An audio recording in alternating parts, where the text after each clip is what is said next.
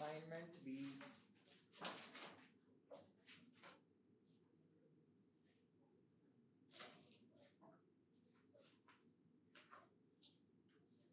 बोलो।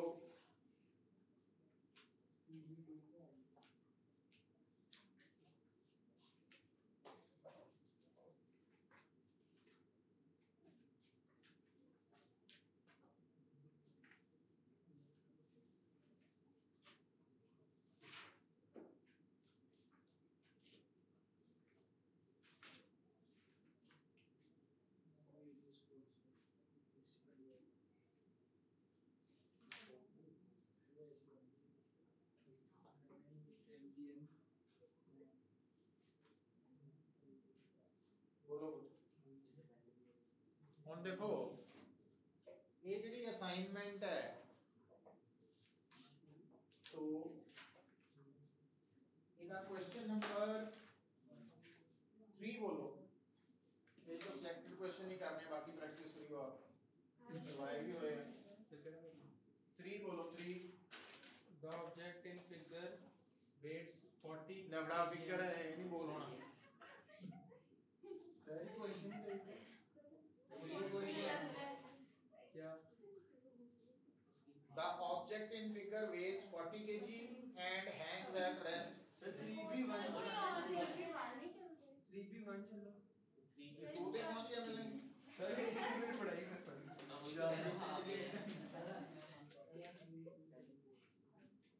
सर ये पहली बात ही मैं पहले यही नहीं अच्छा ना वो तो एक्चुअली फ्री बॉडी वो अपने आप कर ली वो नहीं वो अप्लाई करे हैं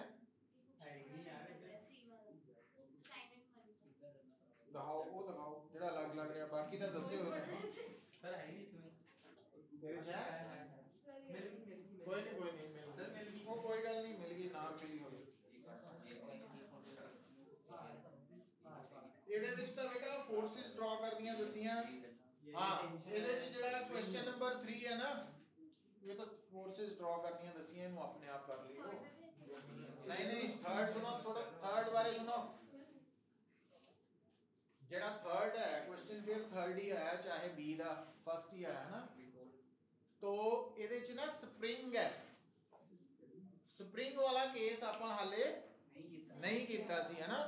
ਹੁਣ ਆ ਗਿਆ ਵਾ ਇਹਨੂੰ ਵੀ ਕਰ ਲੈਣੇ ਆ इधर ध्यान ਦਿਓ ਗੱਲ ਨੂੰ ਸਮਝੋ आ बेटा एक ऑब्जेक्ट है आहा दूसरा ऑब्जेक्ट है ते विच स्प्रिंग कनेक्टेड है कौन है कनेक्टेड स्प्रिंग है ना हुन गल नु समझो इधर हुन सानू पता लग जाना देखो इधर असाइनमेंट अपने आप को सॉल्व हो जाएगा इधर देखियो हुन पुत्र आ जेडे दो मासेस है इन्हां दे विच एक स्प्रिंग है हुन अगर थानू वो कहे कि आपां तां एक मास नू पुल कर रहे हैं ना पुल कर रहे हैं मास में हुन थोड़ा जिहा कॉमन सेंस नू वरतो कि जदों ये मास राइट नू शिफ्ट करेगा ते आ जेड़ा स्प्रिंग है ये कंप्रेस होएगा कि स्ट्रेच हो जाएगा है ना स्ट्रेच हो जाएगा। अच्छा नाल ही साइमल्टेनियसली दूसरा पॉइंट भी मैं दसना ताकि आपां नू क्लैरिटी रहे अगर बेटा आ स्प्रिंग है और आ फोर्स लग रही है फिर वरतना कॉमन सेंस नू ही है कि ए फोर्स लगन नाल स्प्रिंग कंप्रेस हो रहा है ना अंदर तो कंप्रेस हो रहा ਇਹਦੇ ਚ ਐਕਸਟੈਂਡ ਹੋ ਰਿਹਾ ਹੁਣ ਗੱਲ ਨੂੰ ਬੜਾ ਧਿਆਨ ਨਾਲ ਸੁਣ ਲਿਓ ਇੱਕ ਆਪਾਂ ਕੇਸ ਸਟ੍ਰਿੰਗ ਵਾਲਾ ਕੀਤਾ ਸੀ ਸਟ੍ਰਿੰਗ ਜਿਹੜੀ ਸਟ੍ਰਿੰਗ ਹੈ ਉਹਦੇ ਚ ਹਮੇਸ਼ਾ टेंशन पैदा होनी है और टेंशन ने ਜਦੋਂ ਐਕਟ ਕਰਨਾ, ਕਿਹਦੇ ਤੇ ਐਕਟ ਕਰਨਾ, ਜਿਹੜੀ ਸਟ੍ਰਿੰਗ ਹੈ ਨਾ ਉਹਦੇ ਐਂਡਸ ਨਾਲ ਜੁੜੇ ਹੋਏ ਬੋਡੀਜ਼ ਤੇ ਜਦੋਂ ਟੈਂਸ਼ਨ ਲੱਗਣੀ ਹੈ ਉਹ ਹਮੇਸ਼ਾ ਕਿੱਦਾਂ ਸ਼ੋ ਕਰੀਦੀ ਹੈ ਕਿ ਸਾਨੂੰ ਅਪੀਅਰ ਹੋਏ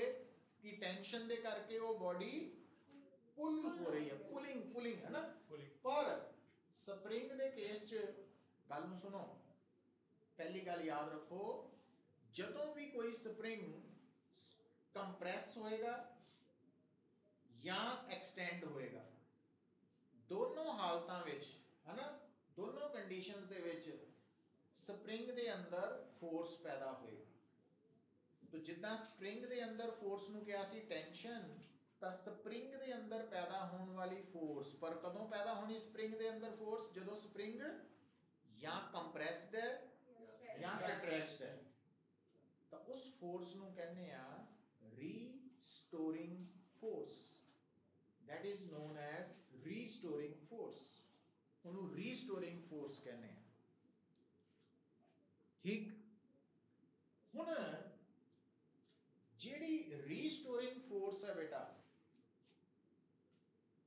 ਉਹਦੀ ਡਾਇਰੈਕਸ਼ਨ ਕਿੱਦਾਂ ਸ਼ੋ ਕਰਨੀ ਹੈ? ਦੇਖੋ, ਰੀਸਟੋਰਿੰਗ ਫੋਰਸ ਨੇ ਇਦਾਂ ਐਕਟ ਕਰਨਾ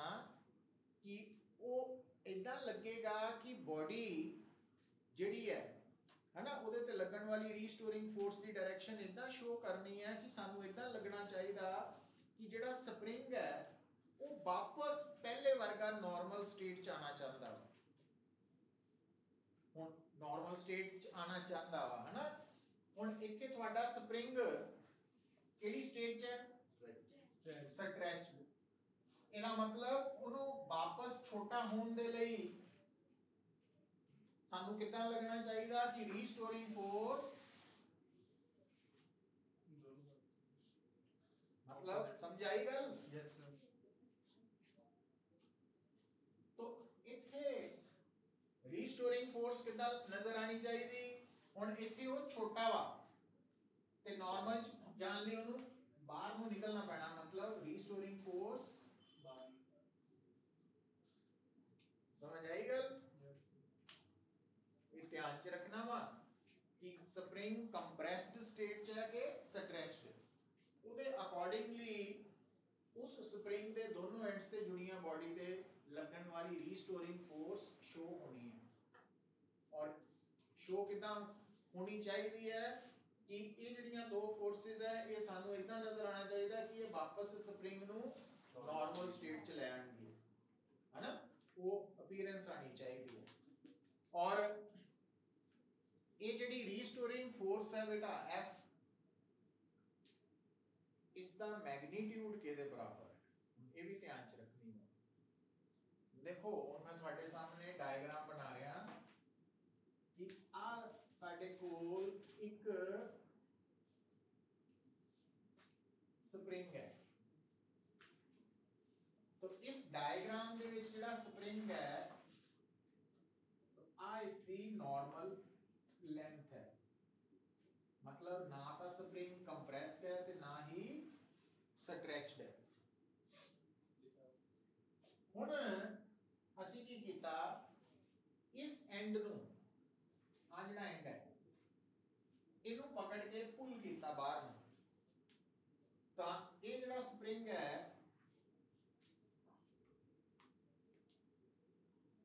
ये केड़ी स्टेट च आ गया?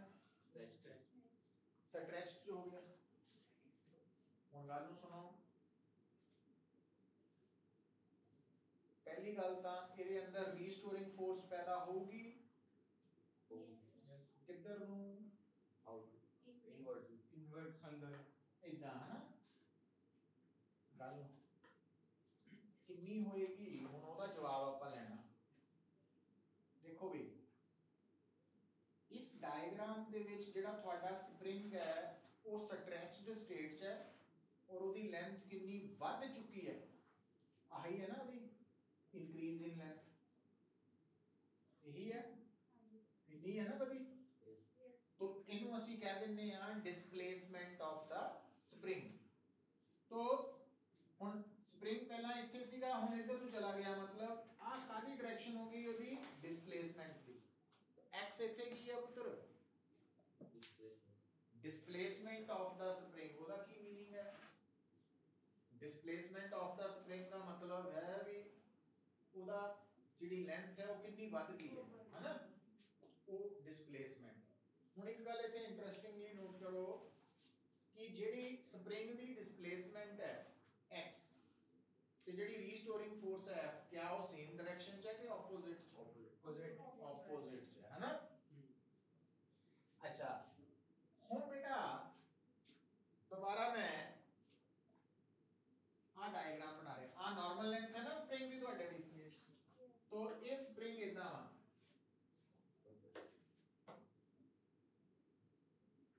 आ केड़ी स्टेट च कंप्रेस्ड है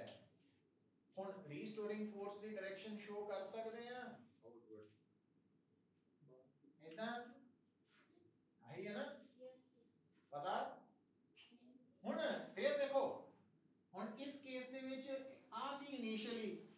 मतलब ਜਦੋਂ स्प्रिंग नॉर्मल लेंथ ਚ ਸੀ ਤਾਂ ਆ ਐਂਡ ਇੱਥੇ ਸੀ ਨਾ पर कंप्रेशन करके अंदर चला गया तो ਹੁਣ डिस्प्लेसमेंट इधर ਨੂੰ ਹੋ ਗਈ यही है ना तो डिस्प्लेसमेंट ਦਾ मतलब ਜਦੋਂ स्प्रिंग ਦੇ ਨਾਲ ਜੁੜੀ डिस्प्लेसमेंट वर्ड ਆਂਦਾ ਨਾ ਉਹਦਾ मीनिंग ਪਤਾ ਕੀ ਹੈ ਕਿ स्प्रिंग ਦੇ स्ट्रेच ਜਾਂ कंप्रेस ਹੋਣ ਤੇ ਜਿੰਨੀ ਉਹਦੀ ਲੈਂਥ ਚੇਂਜ ਹੋਈ ਹੈ ਉਹ डिस्प्लेसमेंट ਹੈ और ਤੁਸੀਂ ਦੇਖ ਕੀ ਰਹੇ ਆ चाहे ਤੁਹਾਡਾ स्प्रिंग कंप्रेस ਹੋਏ चाहे स्ट्रेच डिस्प्लेसमेंट ਦੀ डायरेक्शन रीस्टोरिंग फोर्स ਦੇ ऑपोजिट है ठीक होगी ਗੱਲ ਹੁਣ ਜਿਹੜਾ ਤੁਹਾਡਾ स्प्रिंग ਹੈ ਉਹਦੇ ਅੰਦਰ ਪੈਦਾ ਹੋਣ ਵਾਲੀ रीस्टोरिंग फोर्स ਦਾ मैग्नीट्यूड ਕਿਹਦੇ ਬਰਾਬਰ है तो वो बेटा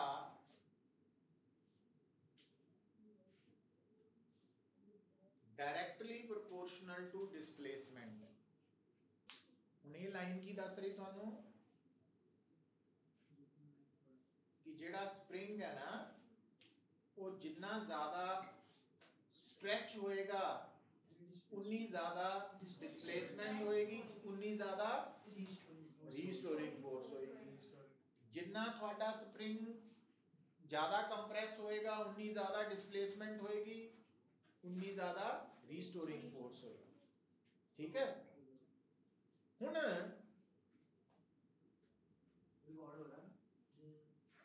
ਹੁਣ ਪ੍ਰੋਪੋਰਸ਼ਨੈਲਿਟੀ ਸਾਈਨ ਹੈ ਹੁਣ ਅਗਰ ਆਪਾਂ डायरेक्शन ਨੂੰ ਵੀ ਇਨਕਲੂਡ ਕਰਨਾ ਚਾਹਨੇ ਆ ਤਾਂ ਅਸੀਂ ਪਤਾ ਕੀ ਲਿਖ ਦਿੰਨੇ ਆ स्प्रिंग ਦੇ ਕੇਸ ਚ F directly proportional to -x ਦਾ ਮਤਲਬ ਹੈ ਕਿ ਮਾਈਨਸ ਸਾਈਨ ਸਿਰਫ ਇਹ ਦੱਸ ਰਿਹਾ ਕਿ ਰੀਸਟੋਰਿੰਗ ਫੋਰਸ ਦੀ ਡਾਇਰੈਕਸ਼ਨ ਤੇ ਡਿਸਪਲੇਸਮੈਂਟ ਦੀ ਡਾਇਰੈਕਸ਼ਨ ਹਰ ਵੇਲੇ ऑपोजिट है चाहे स्प्रिंग कंप्रेस हो रहा चाहे स्ट्रेच हो रहा तो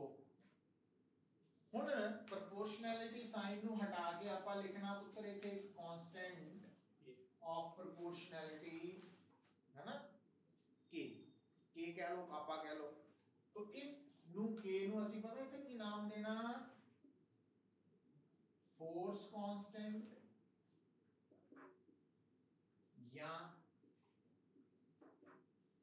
स्टिफनेस कांस्टेंट या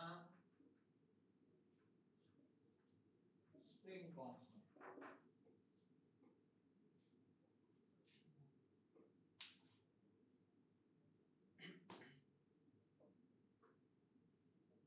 और गिवन स्प्रिंग दे लई स्प्रिंग कांस्टेंट फोर्स कांस्टेंट या स्टिफनेस कांस्टेंट दी वैल्यू कांस्टेंट होएगी फिक्स्ड होएगी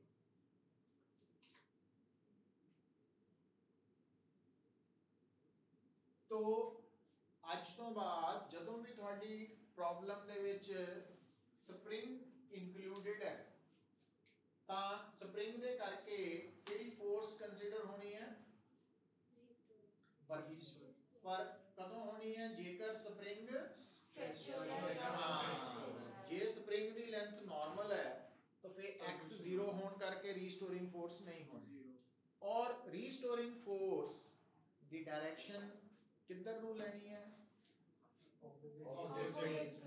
हाँ डिस्प्लेसमेंट दे ऑपोजिट लेनी है और रीस्टोरिंग फोर्स दा मैग्नीट्यूड कितना लेना माइनस kx च माइनस दा डायरेक्शन नाल जुड़ी गल है ना, kx मैग्नीट्यूड है, माइनस ये दसदा भी डिस्प्लेसमेंट दे ऑपोजिट होएगी restoring force the direction. Clear? तो इतनी रुक जाने आज फिर। Yes sir. कल क्लास लगनी है। कल से संडे है। नो नो नो सर पढ़ना है वो।